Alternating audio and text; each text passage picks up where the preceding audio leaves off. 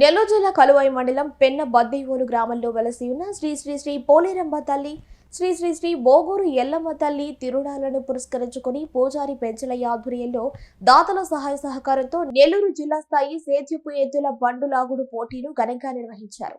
ఈ పోటీలకు జిల్లాలోని వివిధ మండలాల నుండి 8 జతల ఎద్దులు పోటీలో పాల్గొన్నాయి.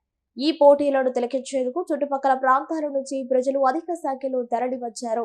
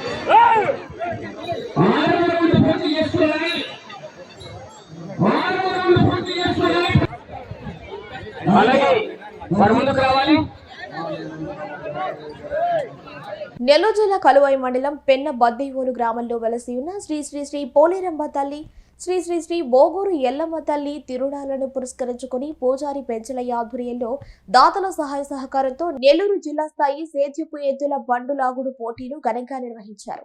ఈ పోటీలకు జిల్లాలోని వివిధ మండలాల నుండి 8 జతల ఎద్దులు పోటీలో పాల్గొన్నాయి.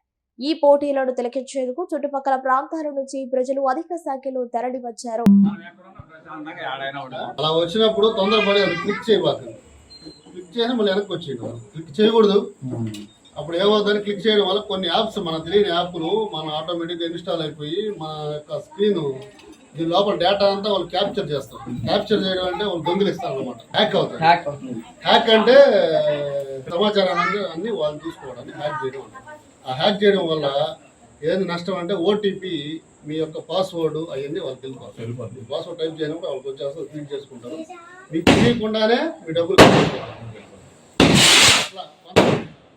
ఫీజు 3,500 కానీ వేస్తే మీకు ఫీజు రాయితీ ఉంటుంది, స్కాలర్షిప్ వస్తుంది. అది ఇదని వాడి మీద వాళ్ళు కన్విన్స్ చేసి 3,500 చేసుకున్నారు. ఏది మేము కాలేజ్ నుంచి ఫోన్ చేస్తాం, స్కూల్ నుంచి ఫోన్ చేస్తాం. తీరా వాళ్ళకి అక్కడికి వెళ్తే అక్కడ వాళ్ళు కట్టలేదు. పోయి డైరెక్ట్గా పోయి కట్టండి డబ్బులు, ఫీజులు కూడా. ఎవరు మాట్లాడితే వాళ్ళు మాట్లాడేసి ఫోన్ ద్వారా ఇవ్వాలి. అర్థమైందా? అదొకటి. తర్వాత లోన్స్ అవి ఇప్పిస్తారని చెప్పి మోసం చేస్తూ ఉంటారు. ఇది కూడా ఉంది ఒక కేసు. మేము సబ్సిడీ లోన్, బీసీ లోన్ ఇప్పిస్తాం, ఎస్సీ లోన్ ఇప్పిస్తాం అది అని చెప్పి ఒక కమిషన్ ఇవ్వమంటారు. 30,000, 40,000. 30,000 కడితే 5 లక్షలు ఇప్పిస్తాం, 40,000 కడితే 10 లక్షలు, 9 లక్షలు ఇప్పిస్తాం అని చెప్పి. అలాంటివి కూడా నమ్మద్దు, సరేనా?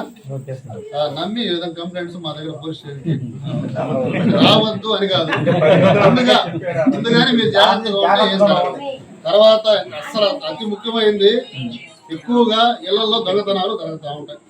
గుళ్ళల్లో కానీ ఇళ్లలో కానీ. మెయిన్ ఏంటంటే వాడు ఏ రూపంలో వస్తాడో తెలియదు. వాడు ఏదో అమ్ముకునేదానికో లేకపోతే పాత సామాన్ కొనేదానికో కూడా వస్తాడు. ఆ దొంగ తగ్గి చేసుకుంటాడు.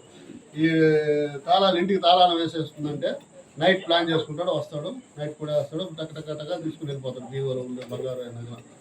ఇప్పుడు చూస్తున్నారుగా, ఒక సవర్ అంటే ₹1,00,000 ఎక్కువ వేసుకుంటే 93,000, 90,000 పైనే పడుతుంది. 90,000 పడుతుంది. అది సంపాదించాలంటే ఎన్నో నెలలు పడుతుంది. అది ఆలోచించుకోండి. అక్కడ ఊరికి వెళ్తా ఉంటే ఏదైనా మీకు నమ్మకస్తున్న ఇళ్లలో పెట్టుకోండి, లేకపోతే తీసుకొని పోవడం బెటరు. అక్కడ ఎక్కువ బంగారం ఉందంటే బ్యాంకులో పెట్టేసి అది ఎవరికైనా ఏదైనా ప్లాట్ కొనుక్కుంటూ ఏదో విధంగా అది ఉపయోగించండి. బంగారు డబ్బు మాత్రం ఇళ్లలో పెట్టేసి వాళ్ళకి వెళ్ళబాకండి.